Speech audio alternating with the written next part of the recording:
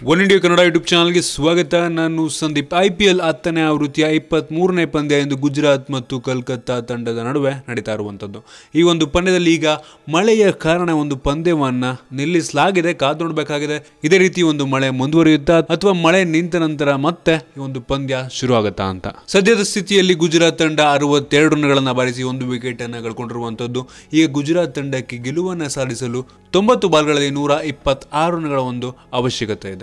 ಸದ್ಯ our own Finch ಅವರು 2 six ಮತ್ತು 4 ಫೋರ್ಗಳ ನೆರವಿನೊಂದಿಗೆ 31 ರನ್ಗಳನ್ನು ಬಾರಿಸಿ ಔಟ್ ಆದ್ರೆ, ಬ್ರೆಂಡನ್ ಮೆಕ್ಲಮ್ ಅವರು 27 ರನ್ನನ್ನು ಬಾರಿಸಿ ಕ್ರೀಸ್ನಲ್ಲಿ ಆಡ್ತಾ ಇದ್ರೆ ಅವರಿಗೆ ಸುರೇಶ್ ರೈನಾ ಅವರು ಸಾಥ್ ನೀಡ್ತಾ ಇದ್ದಾರೆ. ಕಾದು ನೋಡಬೇಕಾಗಿದೆ ಈ ಒಂದು ಪಂದ್ಯ ಮತ್ತೆ ಮುಂದುವರಿಯುತ್ತಾ ಅಥವಾ ಮಳೆಯಿಂದ ರದ್ದಾಗುತ್ತಾ ಅಂತ.